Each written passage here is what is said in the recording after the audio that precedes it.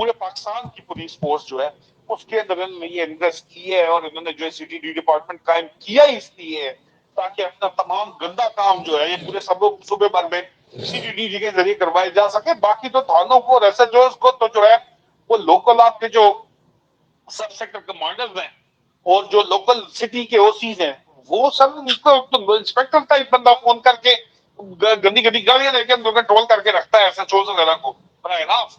ان کی تو کوئی ہمت نہیں ہے. لیکن جو انہوں نے اصل کاروائی ٹارگیٹ کلنگ کرنی ہوتی ہے وہ ٹارگیٹ کلنگ جو ہے وہ کاؤنٹر ڈپارٹمنٹ سے کرتے ہیں. اور ٹارگیٹ کو ٹریک کرنے کے لیے تمام تر این پی آر ٹیکنالوجی جو آپ کی کمانڈ کنٹرول سینٹر میں شہروں کے اندر لگائی گئی ہے، جو آپ کی جو سلن وغیرہ کیمرہ نیٹ ورک ہے، تمام آپ کا موبائل فون وغیرہ ہر چیز استعمال کر کے ٹریک کرتے ہیں، ٹارگیٹ کا روٹین نکالتے ہیں. اس کے بعد ہٹ ان کو کرواتے ہیں جا کے سی ٹی ڈی میں. سی ٹی ڈی میں باقاعدہ طور کے اوپر ان کی جو پبلک سروس کمیشن جو ہے، جو پروونشل پبلک سروس کمیشن ہے، وہاں پہ انہوں نے بندے جو ہے اپنے بندے لگوا کے کرمنل ایلیمنٹ کو اور ٹیررسٹ کو سر باقاعدہ طور کے اوپر بھرتی کروایا گیا ہے سی ٹی ڈی کے اندر. یہ 786 انٹیلیجنس بٹالین کے جو ہے یہ کنفرم رپورٹ ہے، اور اس کے اوپر مزید بھی وہ ڈیٹیلز جو ہیں انہوں نے ہمیں بے تحاشا اس کے اندر اس میں ایک سوال پوچھتا ہے بیفور وی اینڈ. یہ جڑی ہوئی بات ہے. یہ جو ویڈیو ٹیپنگ اور آڈیو لیکس اور اس طرح کی جو چیزیں ہیں عادل، یہ اسلام آباد ہائی کورٹ نے اٹھائی جسٹس بابر ستار نے. جی سر، جسٹس بابر ستار نے یہ بہت بات سامنے آ گئی کہ جی یہ کون کرتا ہے، کس نے حکم دیا، کس قانون کے تحت کیا جاتا ہے، کون سا اکوپمنٹ ہے، کہاں ہے وہ آرڈر جس کے تحت یہ، کون اس کو لیک کرتا ہے، کدھر یہ سٹور ہوتا ہے. اور یہ پتہ اس لیے چل رہا تھا کہ اب تو ان کے خط سے پتہ چل گیا کہ بابر ستار صاحب کے پاس یہ بیک گراؤنڈ انفارمیشن پچھلے 1-1.5-2 سال سے تھی، جس کا انہوں نے ذکر یہ 6 ججز نے اپنے ذکر کیا اپنے خط میں. تو یہ جو انہوں نے آواز اٹھائی ہے اور یہ آواز اب بڑھتی جائے گی. اور یہ جو ایک پولیس سٹیٹ تو ہے ہی ہے، لیکن اب یہ کوئرسو سٹیٹ ہو گیا. آپ نے کہا کہ بینک، ہسپتال، آپ کی گاڑی، آپ کے بل، آپ کے خرید و فروخت کریڈٹ کارڈ کی، آپ کا باہر سے آنا جانا، آپ کا کہیں بھی کسی قسم کی آپ کی جو اعمال حرکت ہے وہ ٹریک ہو رہی ہے. وہ centralised command and control centres میں جا رہا ہے ہر شہر میں، اور وہ پھر اوپر ایگریگیٹ ہو کے ایک major command and control I S I میں. اس کا مطلب ہے پاکستان کا ہر آدمی جو ہے وہ ٹریک ہو رہا ہے کہیں نہ کہیں کسی نہ کسی طریقے سے. اور اسی طریقے سے انہوں نے لوگوں کو قتل کیا. یہ میں تمید باندھنے کا بہت تھا کہ اس کے سامنے ایک دیوار جو ہمیں کھڑی ہوئی نظر آ رہی ہے وہ اسلام آباد ہائی کورٹ ہے.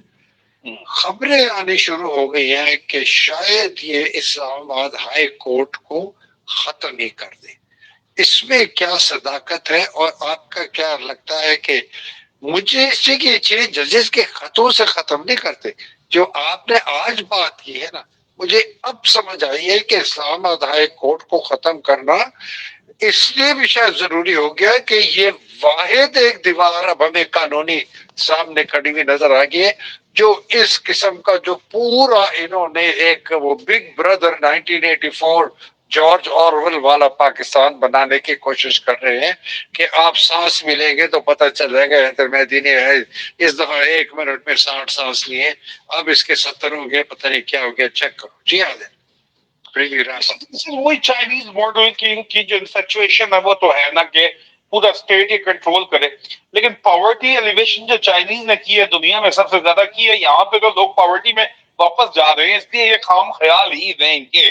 ہاں، کانسٹیٹیوشنل امینڈمنٹ ان کو کروانی پڑے گی جو یہ کام کرنا چاہتے ہیں. وہ کانسٹیٹیوشنل امینڈمنٹ کے لیے ان کو پی ٹی آئی کے جو لوگ وہاں پہ بیٹھے ہیں ان کو بھی ساتھ شامل کرنا پڑے گا.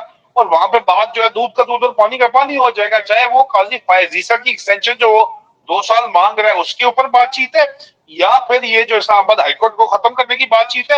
اس میں پی ٹی آئی کے جو نام کے اوپر، عمران خان کے نام کے اوپر جو لوگ بیٹھے ہوئے ہیں آگے، اگر وہ سپورٹ نہیں کریں گے تو یہ پاسبل ہے نہیں 2/3 میجورٹی کے ساتھ وہ کر سکے. پھر پریزیڈنشل آرڈیننس کی بات آتی ہے. پریزیڈنشل آرڈیننس کو بھی تو سپریم کورٹ چیلنج کر سکتی ہے. لیکن سپریم کورٹ تو بیٹھے ہوئی ہے، لوگ خود ہیں یہاں پہ. تو پاکستان میں نظام نام کی تو کوئی چیز ہے نہیں، اسی لیے اس کو چودھری نظام الدین کہتے ہیں. یہ تو انتہائی واضح بات ہے نا سر. They've made a mockery of the entire system. They've made a mockery of the entire process. اور یہ پوری دنیا کو نظر آ رہا ہے سر. یہ بڑا پرانا ایک سلسلہ چلتا چلا جا رہا ہے. اگر آپ اجازت دیں تو میں ایک تحریر پر کیا کو سنا تو سکتا ہوں، لیکن وہ تحریر جو ہے اس میں اتنے سخت قسم کے الفاظ ہیں کہ شاید پھر آپ کہیں کہ یار نہ ہی پڑھتا تو اچھا تھا.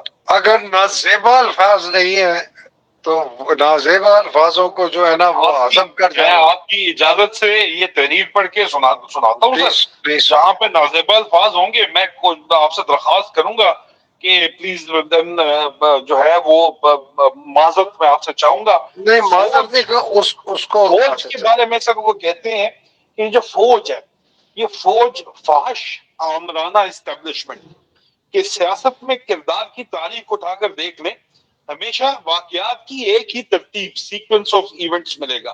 نمبر ایک، خاص احکام نہ ماننے پر چلتی حکومت ہٹائی جاتی ہے.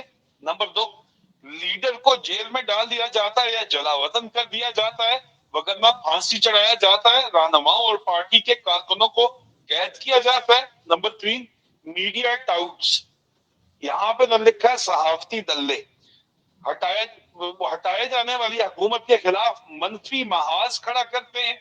نمبر چار، اس دوران معیشت تباہ ہو جاتی ہے. نمبر پانچ، کچھ عرصے بعد فوج مطلب فحش آمرانہ اسٹیبلشمنٹ کا غصہ ٹھنڈا ہو جاتا ہے اور ان کے آگے کے رستے بند ہو جاتے ہیں. نمبر چھ، انتخابات کا ڈرامہ رچایا جاتا ہے، کنگز پارٹی کے لیے دھاندلی کی جاتی ہے اور بھیڑ بکریوں کو اکٹھا کر کے ریوڑ کے ایک نئے بھیڑیے بڑے چلوائے کے حوالے کر دیا جاتا ہے ریوڑ. نمبر سات، پھر اس ترتیب کا آخری قدم چلو صلح صفائی، این آر او، شرائط کچھ میری مان کچھ اپنی مان، کنگز پارٹی والے واپس پیویلین میں جائیں، ہٹائے جانے والے واپس حکومت میں آئیں جو اس وقت ڈرامہ چلانے کی کوشش کر رہے ہیں سرکس کے شیر اور بندر. یہ ترتیب بڑی کامیابی سے 76 سال سے چل رہی تھی. ہر موقع پر عوام ہٹائی جانے والی حکومت پر مٹھائی تقسیم کرتی تھی، نئے انتظام کو جو ہے وہ خوش آمدید کرتی تھی. اس ترتیب سے لیڈر اور پارٹی جو ہے فوج مطلب فاش آمرانہ اسٹیبلشمنٹ کے قدموں میں گر جاتی تھی. انداروں دیا جاتا تھا، ڈانٹ ڈپٹ اور نئی شرائط کے ساتھ مالک اور کرایہ دار پھر سے ہنسی خوشی رہنا شروع کر دیتے تھے. ترتیب اس وقت بھی وہی تھی لیکن ایک چیز مختلف تھی کہ لیڈر نہ تو راشی تھا نہ بزدل تھا اور نہ اسے اپنی زندگی کی کوئی پرواہ تھی، نہ اسے اپنی اولاد یا خاندان کے سیاست میں کوئی فکر لاحق تھی اور نہ سیاست سے فارغ ہونے کی فکر، نہ ہارنے کا خوف، اللہ پہ یقین.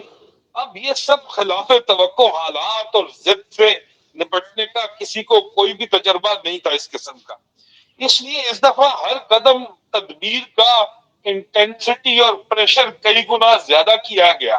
یعنی پی ٹی آئی پارٹی توڑنے کی کوششیں، اغوا، تشدد، قتل، گولیاں، بلیک میلنگ، عورتوں پر حملے، چار دیواری کی بے رحمتی، بیویوں، بچیوں اور بہنوں کے کھلے عام بے رحمتی، ضمانتیں ناممکن، انصاف کے رستے مسدود، کاروبار تباہ اور سب سے بڑھ کر عوام نے حکومت کی تبدیلی کو ماننے سے انکار کر دیا اور سڑکوں پر نکل آئی.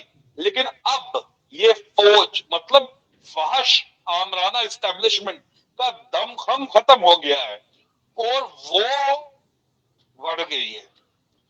معیشت تباہ، ریل اسٹیٹ تباہ، کاروبار تباہ، سارے کارڈز ختم. اب وہ آخری دموں پر یعنی صلح صفائی کچھ میری مان کچھ ہم مان لیتے ہیں، اب کبھی دباؤ بڑھاتے ہیں کبھی کم کرتے ہیں لیکن وہ نہیں مانتا. فوج فحش آمرانہ اسٹیبلشمنٹ کے دلے بڑوے جو ہیں بار بار اڈیالہ بھیجے جا رہے ہیں. آپ کو پتہ ہی ہے جن کے بارے میں آج عمران خان نے کہا کہ میرے پارٹی کے لوگ جو ہیں وہ اسٹیبلشمنٹ کے ساتھ مل کے پارٹی کو توڑنا چاہتے ہیں. مگر عمران خان نیازی اب اس مقام پر پہنچ گیا ہے کہ پاکستان کی سالمیت فوج مطلب فحش آمرانہ اسٹیبلشمنٹ کی ساکھ، سیاست، جمہوریت، ریاست، معیشت، امن و ایمان، استحکام، سب کا انحصار عمران خان نیازی کی ذات پر ہے. اس نے جیل سے ہی پورے نظام کو شکست دے دی ہے. اب سب کو اس کی نکی جی ہاں جس کے اوپر آج میں نے بات کی تھی کا انتظار ہے. لیکن وہ کہہ رہا ہے اتنی جلدی کیا ہے، ابھی تو پارٹی شروع ہوئی ہے. لیکن ریاست ظلم کرتے کرتے تھک گئی ہے، ظلم سہنے والے نہیں تھک رہے. عالیہ حمزہ، صنم جاوید، عمر چیمہ، ڈاکٹر یاسمین راشد، محمود الرشید، اعجاز چودھری، عائشہ بھٹا جیسے ہزاروں ابھی تھکے نہیں. عمران خان نیازی نہیں تھکا. دنیا تھک جائے گی لیکن وہ نہیں تھکے گا.